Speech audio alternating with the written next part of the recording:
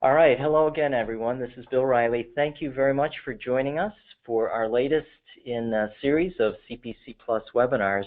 Today we're going to cover MACRA, CPC Plus, and you, connecting the dots with Jinny Gleeson. Before I hand it over to Jinny, a couple of housekeeping things that I wanted to cover. First of all, we've got a number of people on the line today, so we're going to keep all of the phone lines muted. And we will be, let me just get the right slide up here, bear with me, sorry. Here we go. You will have the opportunity to submit questions just using the GoToWebinar control panel. There's a little question area there, so please, as you think of questions, please type them in the window, and we'll pause at the end and do some Q&A. As always with our CPC Plus webinars, all registrants and participants will receive a copy of our presentation as well as a recording. So with that, I'd like to introduce Jinny Gleeson. Jinny leads much of the market research and healthcare industry research we do here at Medical Advantage Group. She also is actively involved with many of our practices, helping them with PCMH, NCQA services and consulting and training. So very knowledgeable on the topic as well as MACRA. So with that, Jinny, I'll turn it over to you.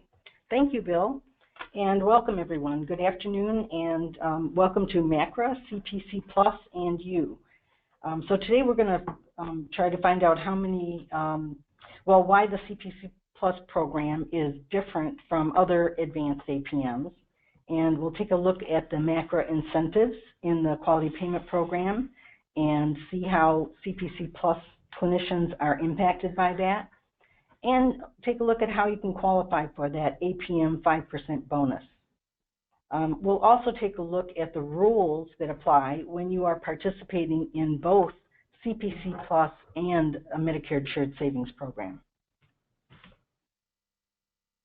So CPC Plus is an advanced alternative payment model in MACRA, and it has many rules, many requirements, and a lot of compliance issues that need to be tracked. So it's easy to get buried in all of the details of the CPC Plus program and forget that there's a bigger picture in place, and that CPC Plus is actually part of the MACRA program and is subject to the rules and regulations of MACRA as well as the regular CPC Plus rules. So just to touch on an overview, CPC Plus is a 5-year multi-payer program that began at the beginning of this year. It will eventually have 5,000 primary care practices, and it will engage payers in 14 regions across the U.S. Now, the purpose or the goal of CPC Plus was to improve care delivery and keep patients healthier and use care dollars more wisely. So that translates to value-based care, basically improved quality and less cost. And here's a snapshot of where we stand today with CPC Plus. Since the beginning of the year, there have been 2,893 practices that have signed up. And it's pretty evenly split between Track 1 and Track 2 practices. There are 52% are now in Track 2, 48% in Track 1. And about half of the practices that are participating are also in the Medicare Shared Savings Program. And organizationally, there are 1,057 of these practices qualify as small, which is less than 3 providers or 3 clinicians. And then 782 are independent practices and 467 are rural practices. So that fits pretty well with what CPC Plus was trying to accomplish in engaging small practices. So now we're going to take a short poll and find out if we are kind of in alignment with what we see as the average.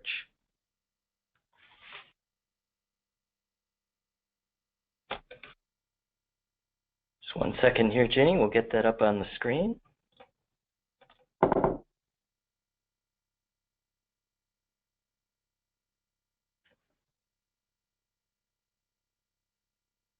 All right, we'll give folks just another second here to, looks like we're hearing from most people.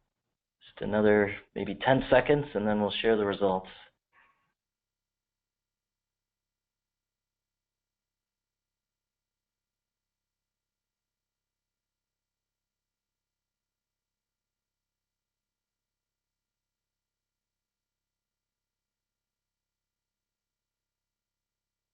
These are Yeah. Okay, so this is our final. We have 58% are in both the Medicare Shared Savings Program and the CPC Plus program. So that's even a little higher than the average then. Good to know.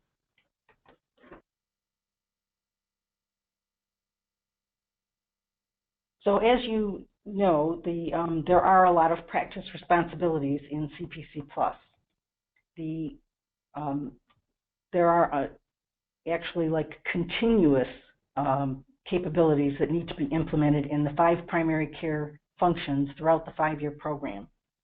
There's forecasting and accounting for spending that needs to occur, certified EHR technology requirements that need to be met, reporting e-clinical measures, and achieving benchmark performance on quality and utilization metrics. There's also a number of other things that aren't even included in this list, and it includes things like learning opportunities, meetings, site visits, and periodic assessments that need to occur. So CPC Plus can keep you busy. So why is the CPC Plus program different from the other advanced APM programs? CPC Plus is considered a medical home model. And when you think about MACRA, there are actually 2 distinct definitions of medical homes. The most common is in the MIPS program.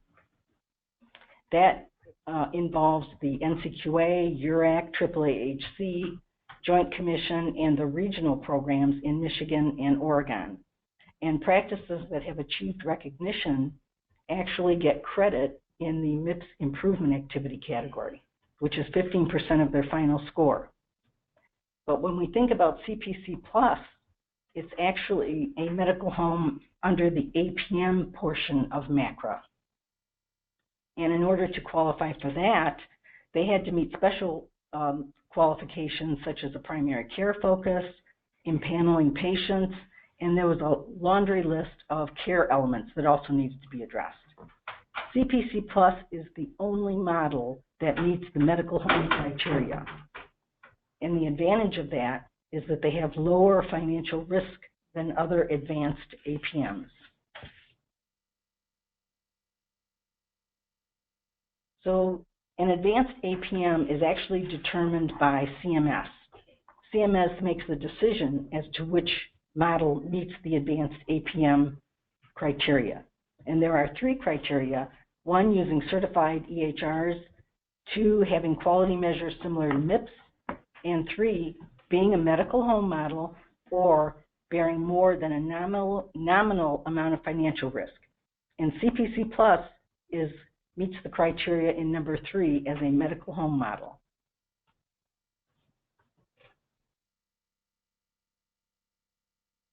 So let's talk for a minute about the quality payment program incentives. How do CPC Plus clinicians achieve additional incentives in MACRA? As you recall, the MIPS program has the plus or minus 4 to 9% that's an adjustment to the fee schedule, and it's based on achieving scores in quality, cost, advancing care information, and improvement activities. The APM model, or the alternative payment model, you can only qualify for the 5% bonus if you achieve the advanced APM status.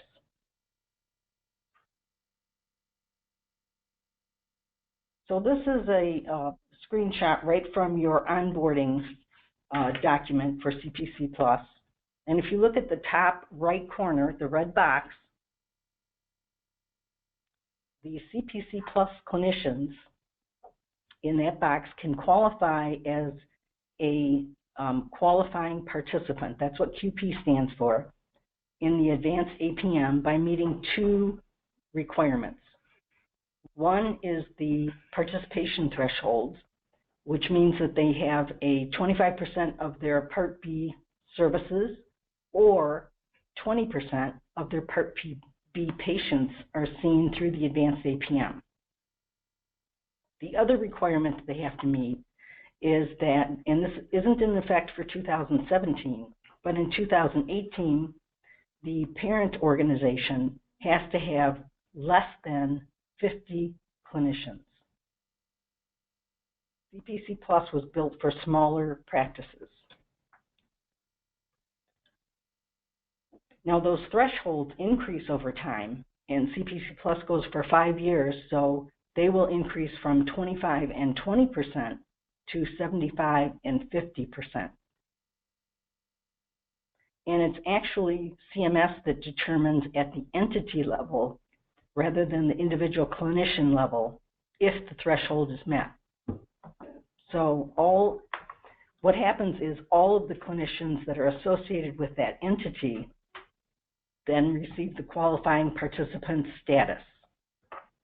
If that threshold isn't met, an individual clinician may be considered a qualifying participant if they're also in another advanced APM, such as a Medicare Shared Savings Program.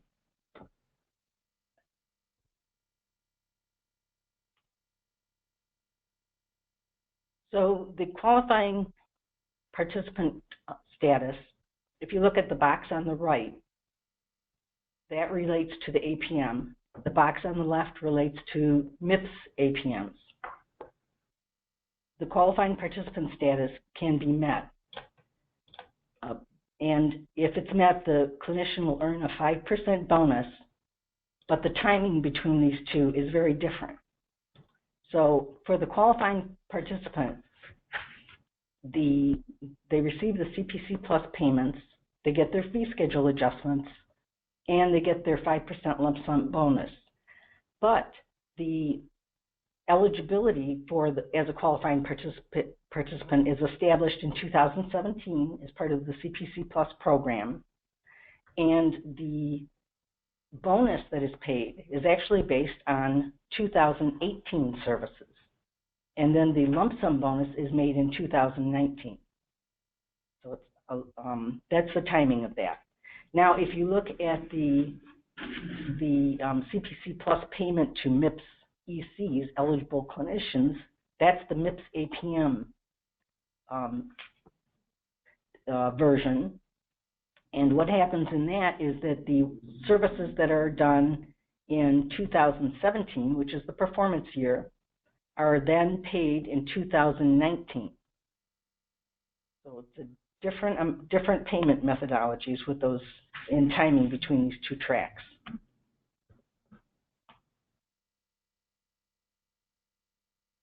And here's the consideration of if you're in CPC Plus and the Medicare Shared Savings Program. It's actually the ACO track that you participate in that determines your qualifying participant status. Again, this was in the onboarding document. So if, as you recall, the Medicare Shared Savings Track 1 does not have any risk associated with it. And if you're in a Track 1 ACO, you will actually default to the MIPS APM methodology. If you're in Track 2 or Track 3, you then can become a qualifying participant. Also, if you see the note on the bottom, the CPC Plus practices cannot participate with the performance-based incentive payment for CPC Plus.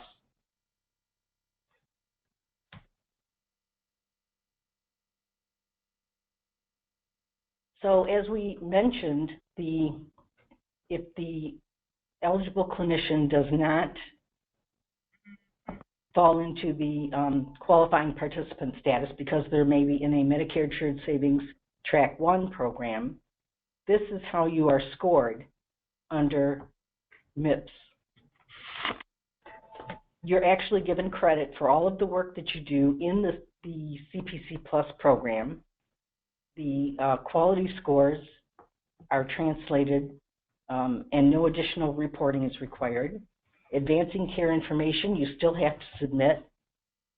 Your improvement categories or activities, you get an automatic 100% credit, and there is no cost in the CPC Plus, so you're exempt from that. But all of the work that you do in your CPC Plus program does count towards your score. So this is kind of a summary slide of all the little details that we've been talking about. The MIPS APM is the fallback option, and the qualifying participant is the advanced APM. If the CPC Plus entity doesn't meet the Part B percentage of payments or patients threshold during any of those years, they default to the MIPS APM. If the parent organization has more than 50 eligible clinicians, they default to MIPS. If the Medicare Shared Savings Program that you're in is Track 1, it defaults to MIPS. And then if you look at the payment options, the fee schedule adjustment is in effect for the MIPS APM, and the Medicare Shared Savings Program is just a share in savings, not in losses as it is in the advanced APM. And then CPC Plus payments are not eligible for the performance-based incentive payments for either program. And now let's have a poll.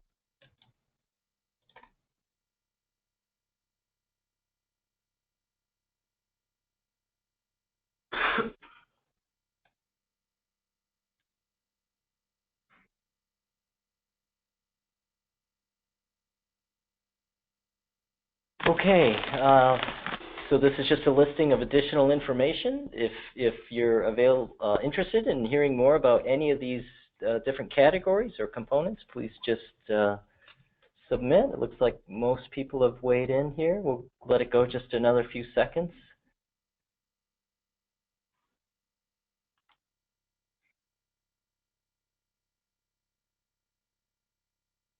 All right, so it looks like in the end, care management, as we see a lot, care management, a lot of interest there, as well as transformation and you know, distribution. I think you were able to select multiple things, so that's very good. All right, Jinny, as always, thank you very much. Great overview, a lot of material in a short amount of time.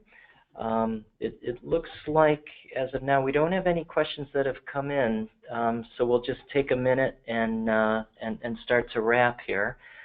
I'm